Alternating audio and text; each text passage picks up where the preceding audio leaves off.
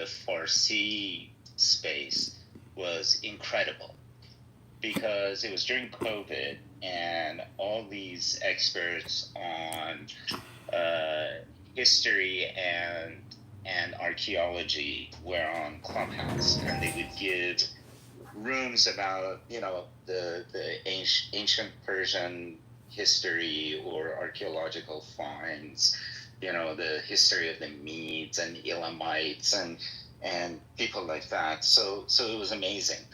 But once COVID kind of disappeared and everybody went back to work, the only people who remained in Clubhouse were these crazies.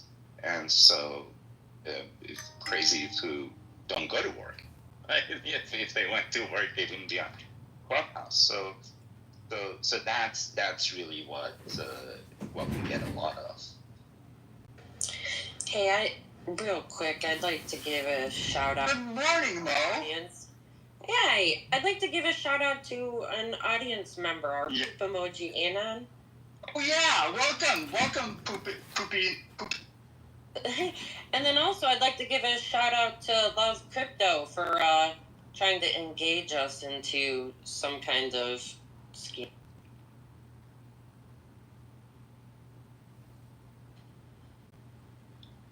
Yeah, thank you for that, because unfortunately, Love Crypto just made my blacklist. Thanks. You're welcome. I love it that they come here, they put the message, and then they leave. It's like, well, why don't we talk about this, right? Come up and talk about your scheme. I'd really like to know. Excuse me. Are you talking about this Erfan guy who was there? No, the crypto guy who says, "Give me 300." That other Erfan guy. Just for your info, that other Erfan guy is the one that usually comes to the rooms of Ben and us together and mobs me then around the Iranian rooms as an American spy. This guy Erfan Bob, whatever he was, he's blocked by Ben and banned by him from the room. And he went there and told to the Iranian people, Piruzans told the Zionists to remove me from their secret room. I mean, really, like, what kind of it is for Iranian, so being called as a spy for Israel. Now they are arresting a lot of Jewish and Baha'i people, Afghan people of minority, and now be like a Gestapo and middling around other rooms and shout it out like this.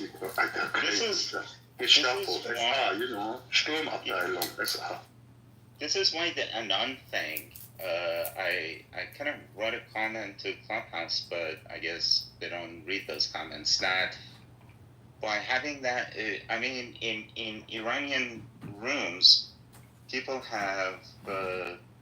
Spent a lot of time figuring out who are the government agents and who are not, to identify problematic people and spies, etc. By putting this Anon thing, they have basically eradicated all of that work. So now Anon people can just come into rooms, like government agents and spies can come into rooms as Anon, Danny, and nobody knows who they are, and you can't kick them out. That's horrible. That's normal. If there is no somebody who's watching you, this is the exception. Nowadays in Iranian Clubhouse, all these they have left Clubhouse, and not much people has left. All those who have left now. They are earning a little bit, maybe in business or something else, but actually the intelligentsia has left already. Where did they go? I mean, and so when you say the intelligentsia is left, preparing themselves, maybe on the more private level to be in contact with a more private level and preparing themselves for leaving the country. We are a country which its sky is occupied. We are not We are not the superior on our airspace. Imagine you're living in America and Russia have your airspace. What do you feel? This is not a country anymore. You are kind of not in the rule of your own. So, I mean, a lot of people, I'm trying my best to get my rest of the family out of the country, to be honest with you. We forgot about the money we have there. We forgot about our houses there. Let me respond to Jules really quick. In that the Iranian clubhouse, the Farsi speaking clubhouse, and the English speaking clubhouse are completely different. So during the past protests, Clubhouse was used to organize a lot of these protests. A lot more Iranian opposition groups are on Clubhouse. And so the space here turns into is a highly political space against the regime. And so, yes, the agents of the regime are in Clubhouse to see who inside of Iran is saying what. And multiple people have been arrested in Iran because of the comments that they made on Clubhouse. So this presence of government agents in Clubhouse for the Farsi-speaking community is indeed a huge issue. She was probably talking about the. Yeah. In the U.S., that's not an issue unless Trump succeeds. Not yet. Not yet. Well, good morning, Chinga. Good morning, Alfonso. And I think I'm seeing double right now with you, Chinga, Amerindigenous. Are they both your accounts? And do you use one to record and pipe us out to your pod? I don't know what you're talking about. Okay. Good morning, Alfonso. Anyone else? We're just having a chat.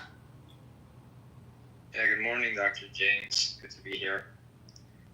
I had a little preview of an article that I had readied up over the weekend, but I've just decided that Mondays it seems like there's enough inertia from people coming in and having had a whole weekend of not talking since Thursday that seems like today is a great day for just kind of an open. I think that just became an official new decree just now. So anyway, yeah, what's up? Anything happen over the weekend for anyone? Anything on your mind? We've got 34 minutes left. A lot of interesting stuff going on in my little universe of news, but meaning not my personal news, about nothing new to report there, but in terms of just little news articles I picked up. But I'd much rather just do open dialogue if any of you have anything, just kind of burning thoughts. I have something. I don't know if anybody knows about the airline industry, but I read an article a couple of weeks ago that said the sort of ethos and culture of pilots and flight attendants is palpable in terms of service and in terms of safety. And I can't remember which airline, but like sometimes the pilot and co-pilot will fight, and then the flights don't go so well, or they don't show up on time.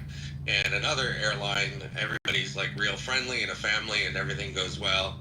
I usually fly Delta, and I'm satisfied with Delta. But this last week, I flew to Oklahoma on United and almost died twice. So the wind shear in Denver was really, really terrible. Nobody could land.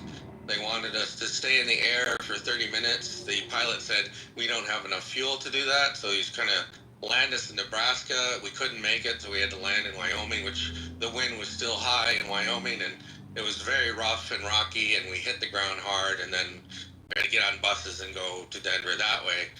But that didn't seem to fix anything, because then on the way back from Oklahoma, had similar problems, and they kept delaying our flight from like 7 in the morning till 1 in the afternoon, and everybody who was on the flight with me was like, I'm never going to fly United again. United does this all the time.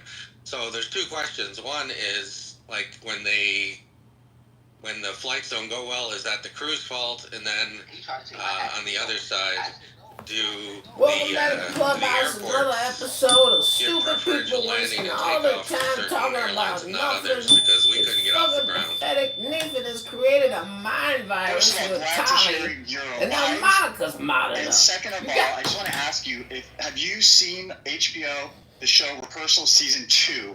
If you have not, I highly recommend you watch it because it's a very interesting, intelligent, and humorous take on this really horrendous topic. It's, you kind of call it investigative journalism meets real-life comedy meets I don't know what.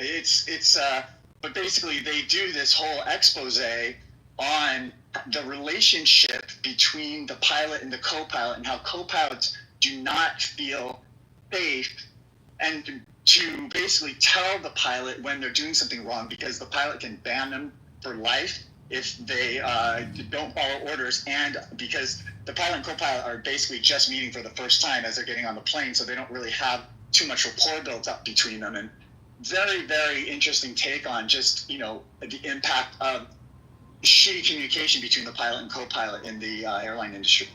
I'll just speak. My husband flies for American, and I've never heard of him ever having issues like that with. Is he the pilot or the co-pilot?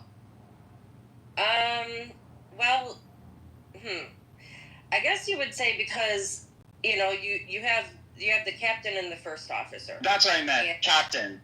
Okay, so Yep. He's been a captain before, but then he moved up into international. So right now he's one of the first officers. There's 4 of them on the international planes.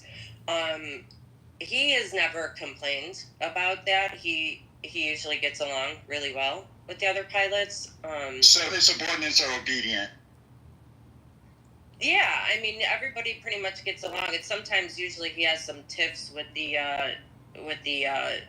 flight attendants because they'll be like, oh, you can't do this or that, and he's like, just little drama things. But for the most part, they don't have issues with that.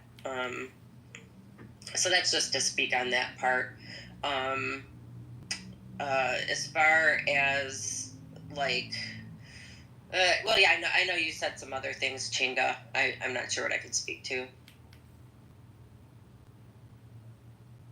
So let me just do the obligatory good mornings here. Wow, we've got Cora. Welcome, Cora. Hero, Marshall. We're just having kind of an open dialogue. So, clearly you could talk about anything you want at this point. It happens to be that I was commiserating with Chinga on nearly dying on a United Airlines flight, and then I shared about this docu-comedy I saw on HBO called Rehearsal, which is season 2. They kind of get into this topic and they highlight this communication issues between the first officer and the captain on these commercial airline flights where the co-pilot, the first officers, just don't feel safe to essentially tell the pilot, hey, we're about to crash, and where they're supposed to feel comfortable to take over the plane if need be. And they show all these examples of where this has happened through reenactment, and it's pretty scary. I mean, it's an interesting thing that they've potentially. You're the 4th person to mention Rehearsal in the last 3 days to me, so it is definitely on my list to watch soon. Season 2 in particular related to this topic, yeah. I haven't seen it, so when I will definitely report back. The pilot co-pilot relationship is pretty well spelled out by standard operating procedure and stuff. From my perspective, I think this does change between companies, but so I have a good friend who flies for Delta, and he talks pretty glowingly about it. I'm sure they're not all the same. Is he a first officer or a captain? He's the captain. Was it Mo who talked about it? You can imagine the captains might have a blind spot, right? Think about it. Well, but he's so what happens is nobody becomes a captain without having been Fair enough. first officer, and they change around quite a bit. So, like right now, for example, my friend is getting type certified in, I think, Airbus 350s, and which is large, wide-body twin engine, and he will become a first officer again before he's a captain of that plane. So they do that a lot through their career. You're first officer, you become captain, you move to a bigger plane, you're first officer again, now you're a captain, and he also did the international stuff where you're like a relief captain. So he got to be captain kind of earlier, but didn't get to take off and land the plane, so it's like a mini captain. Anyway, so they do this a lot, but I know that the way they each have roles to play, and the co-pilot is not like completely submissive. It's not like the captain comes in and says, I'm the captain, you can't tell me what to do. I just don't think that really happens. I mean, I'm really curious about watching the show.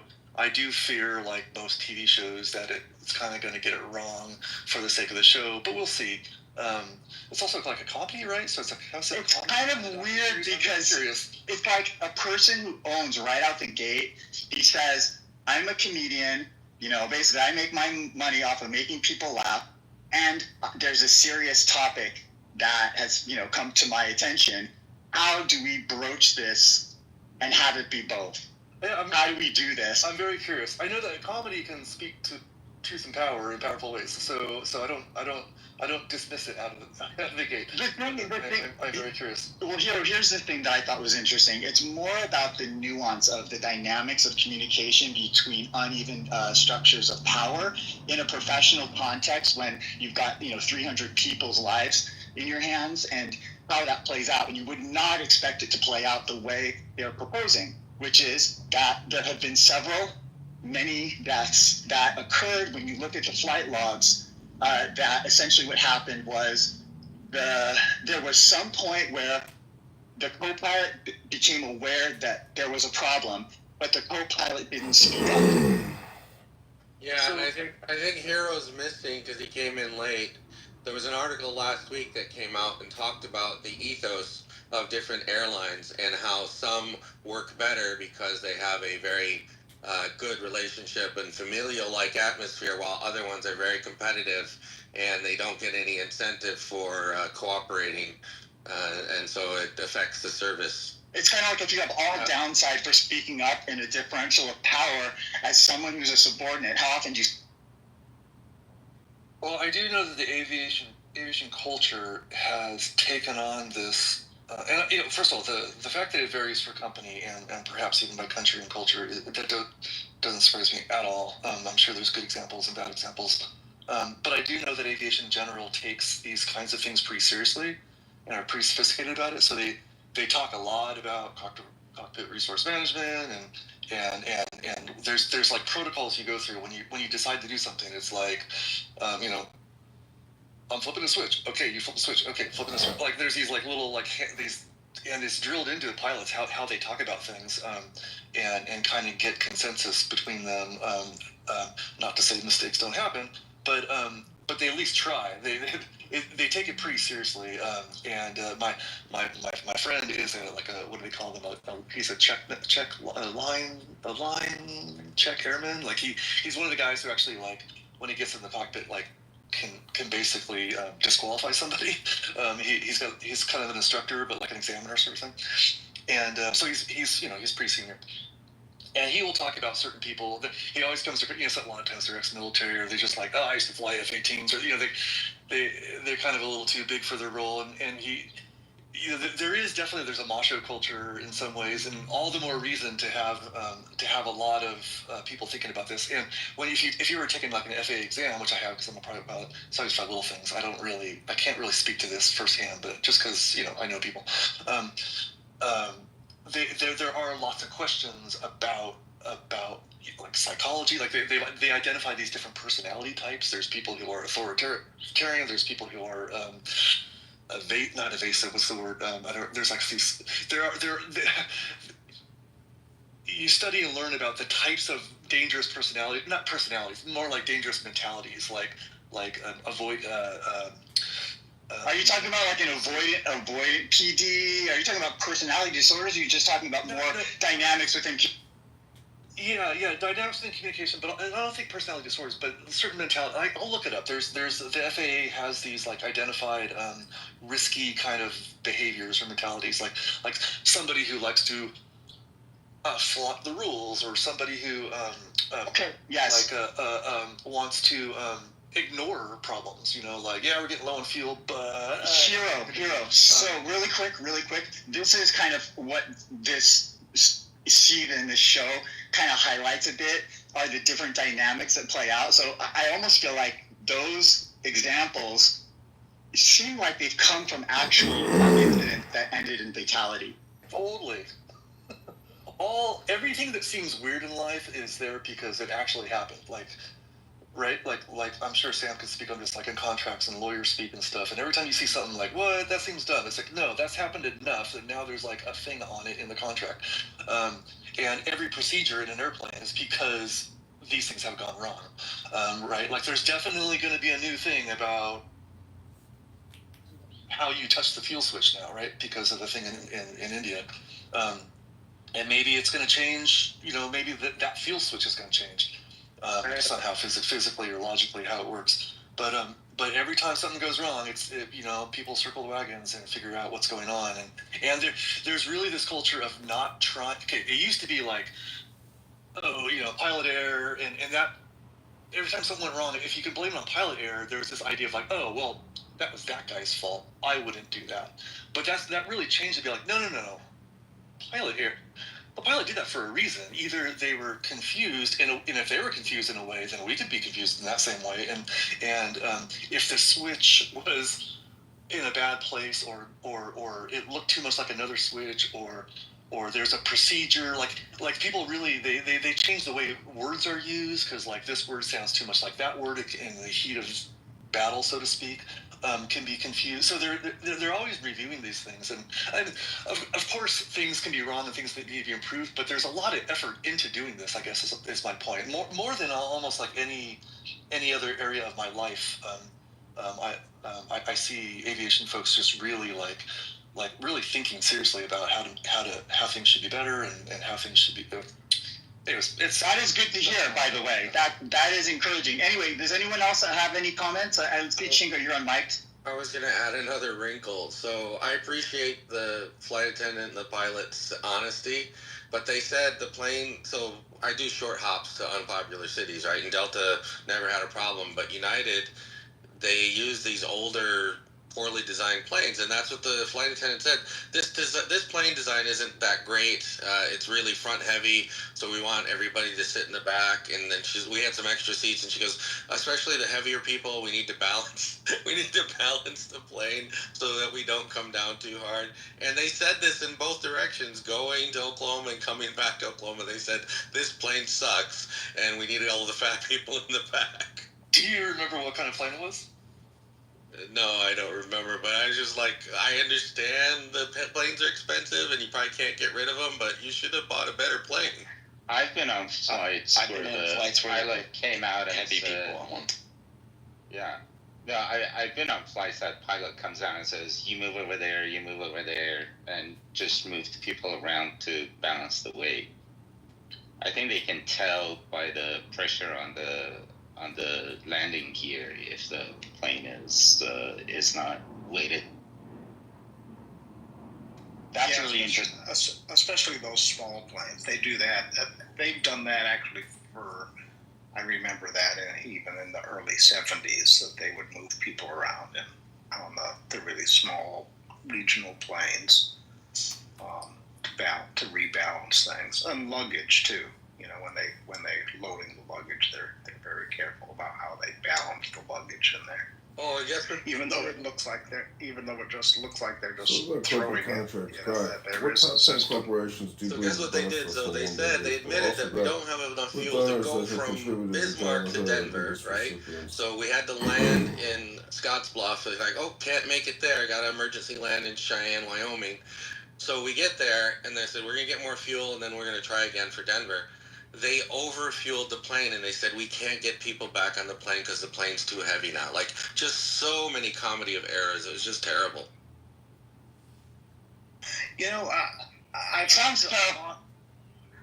maybe it's just that because of the internet, we hear about it a lot more often. But the turbulence, you hear about it a lot lately, and I'm wondering, is this something that climate change is affecting a lot? And I haven't really heard much about that aspect of it. Is climate change affecting, especially the upper atmosphere, with 30,000 feet stuff, where these planes are dropping 10,000 feet. Yeah, I've heard that, Rick. I've heard that it's from climate change, but I can't contribute any more than that because it's just that I've heard. I would tend to think it's more due to the fact that there's just more flights into a lot more area. Like the model has become much less like the spoke model, where you have major hubs and you have bigger. For a while it was like bigger planes into small hubs, and the industry changed to smaller planes into many hubs, so it's way more distributed, and that's why you're seeing flights into smaller and smaller airports as populations kind of grow up around those airports. But yeah, so there's a ton more flights than there used to be. That's got it. So that's why like planes like the A380 kind of died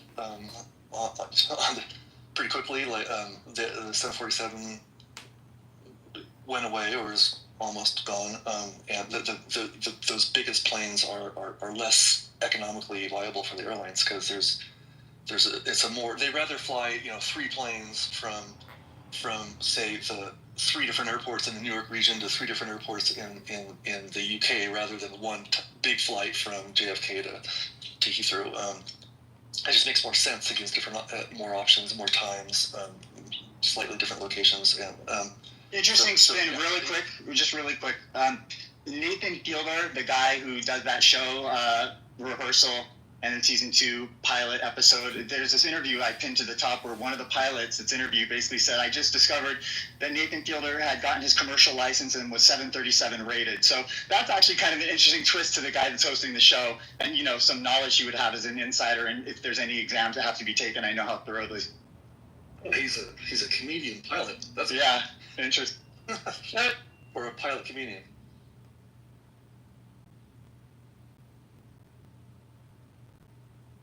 Well, No, please go ahead. Sorry, I as far as the question about whether like traffic control gives preference to certain airlines or something, I don't think that's a thing. I think they get their flight plans, they're scheduled. There is a timing thing sometimes. So if you have a bunch of planes stacked up, which you don't get that very often anymore. Like it used to be a thing where you'd be like, we're in a holding pattern, and now with GPS and stuff, it's what you navigate direct to all the time. You don't have to go to this place, to this navigate, to that navigate, to that. It used to be kind of like connect the dots, and now it's like you take off and boom, go straight towards something, unless you have to avoid weather or terrain or restrict areas or whatever. So there are a lot more direct flights, and it's true.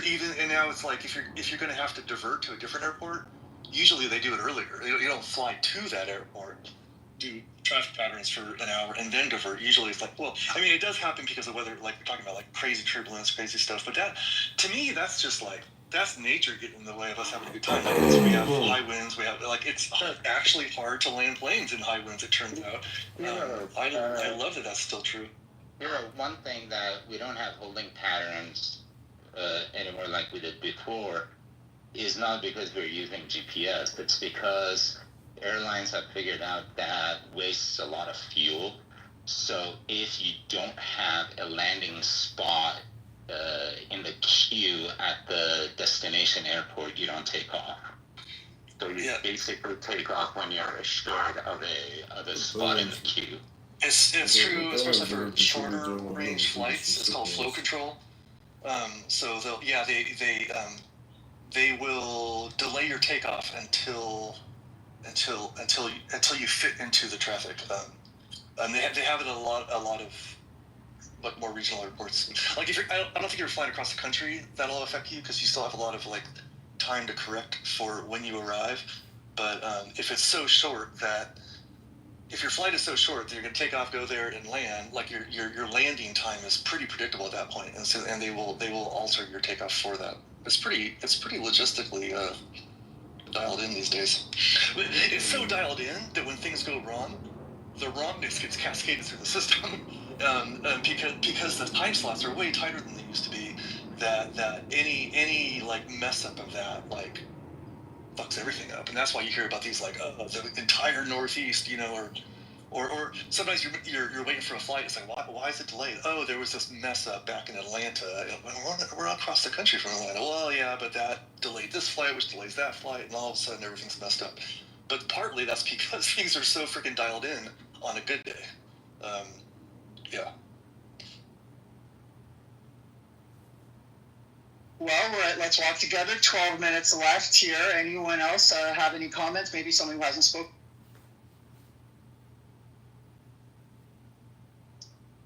We could do like a 10-second silent countdown and then dogpile anyone else who has something they want to say that's already spoken. Just want to give the folks maybe who don't like chatting.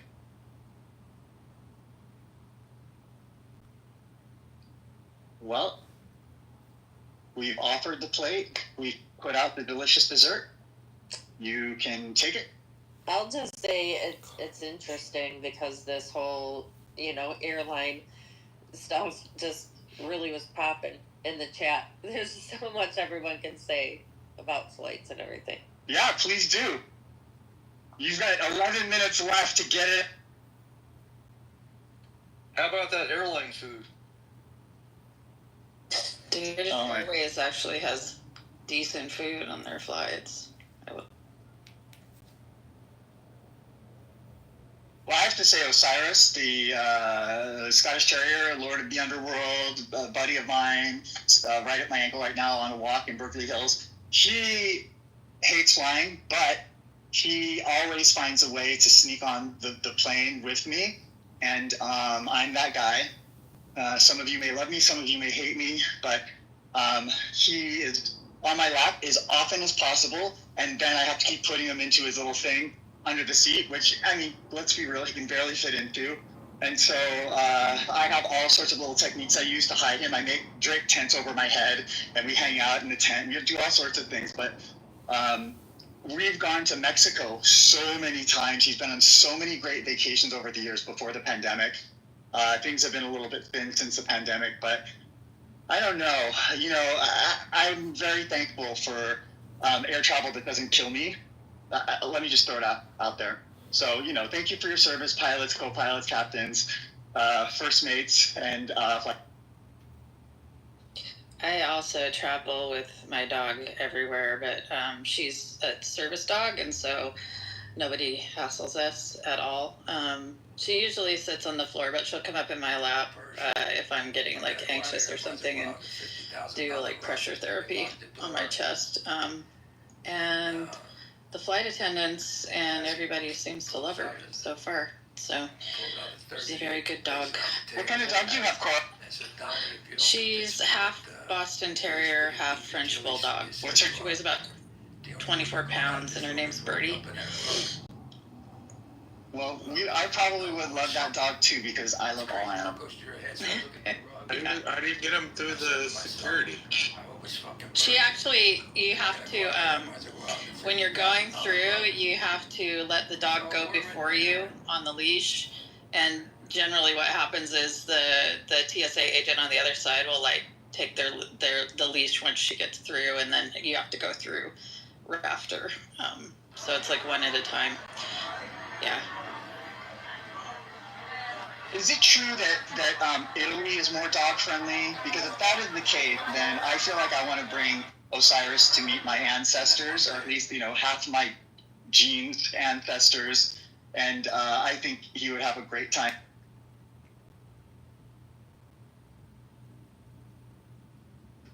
Yeah, I've never taken Birdie overseas. I do want to take her to Mexico because I know Mexico will let you in without a hassle with the dog. So their whole disposition. So I'm Gen X, right? So when I grew up, going down to Tijuana and Ensenada and all these places as a kid so I can drink, before I was 21 and do stupid things. And so I lived in SoCal, so that was an easy thing to do. And back then, it seemed like dogs were not that revered. And then, fast forward to the last 10 years, trips to go to Mexico, and it's like, man, royal treatment for Osiris. I mean, he comes home with all kinds of personalized and embroidered different things, his new dog bowl, his new Osiris handkerchief, like the whole shebang. It's great. They even have little doggy beds in the places we stay that look just like the adult beds. It's. Well, part of it, I think, is I don't know what year it was, but the UN had this whole thing about countries that eat dogs. Korea, Mexico, other places, and in Mexico, people ate dogs. Chihuahuas were bred to be the chickens of the Aztecs, right? And so it got really pejoratized and culturally not cool. So then all of us, and Mexico actually made a law, I think it was in 21, that says there's no legal way you can eat a dog anymore. So I think that's the whole cultural attitude, is trying to satisfy the British old lady who loves her dog so much that she'd clone it in Switzerland. Probably also the travel industry too, right? Because there's a bunch of nitwits like me that love to go everywhere with their dogs, and that's not going to change. So I can imagine losing a huge swath of your potential clientele because they're a bunch of,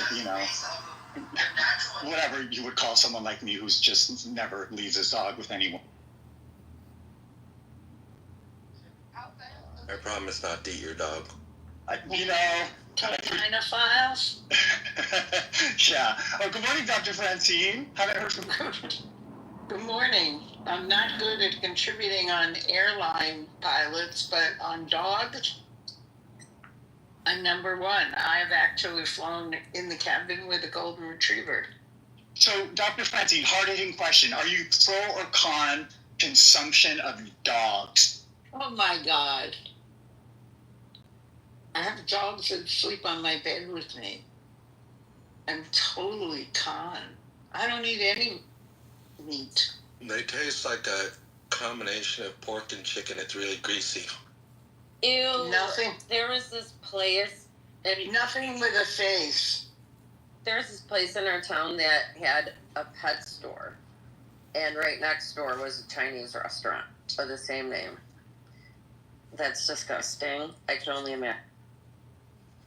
The people who weren't adopted got eaten.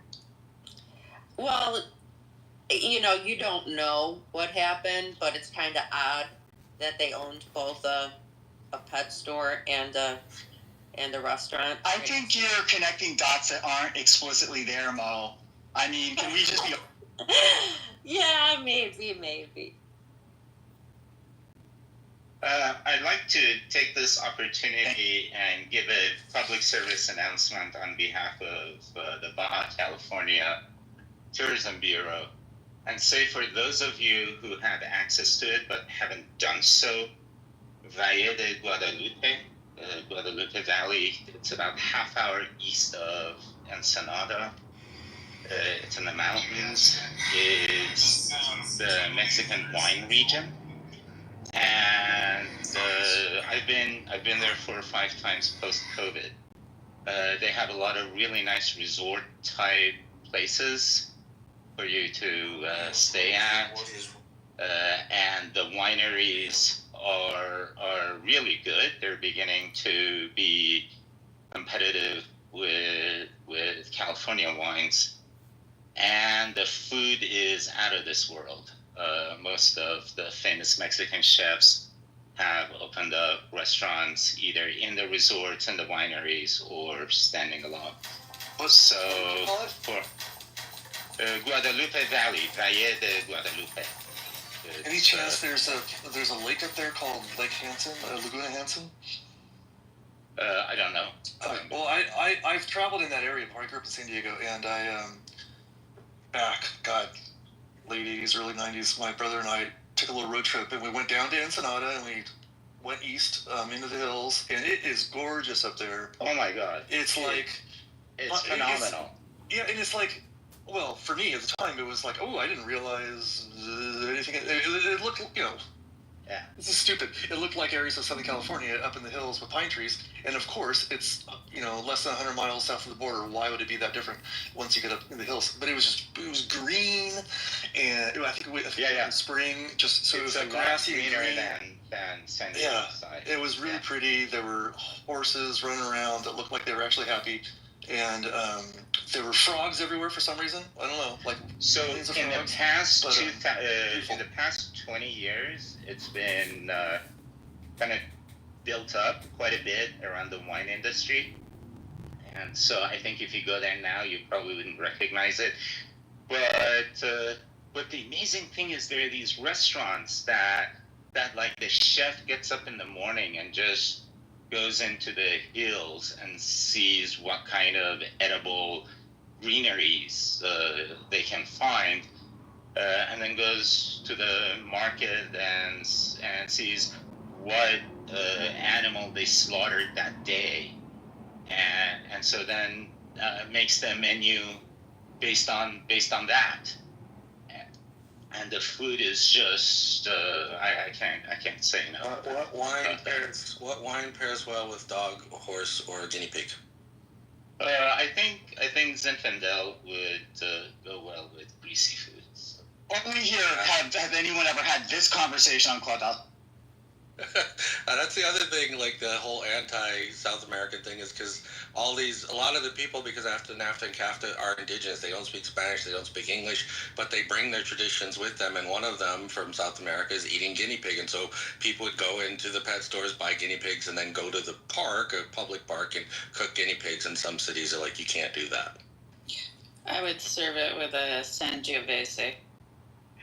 This whole I don't eat this, I don't eat that is a very first world issue.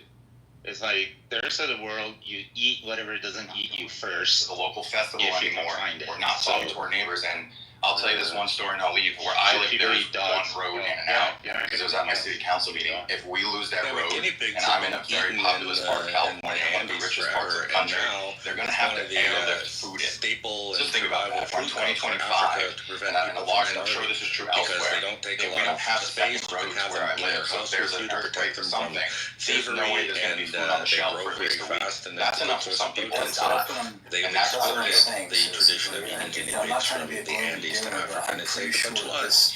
The plan is to create civil unrest, put people in places under the pretense that it has to do with ICE and sovereign states or sovereign cities not handing over people who are illegally, and what this is really going to be is setting up for a martial law lockdown, where I think, honestly, have indigenous features. And in front of Jesus on a plate is a cooked guinea pig.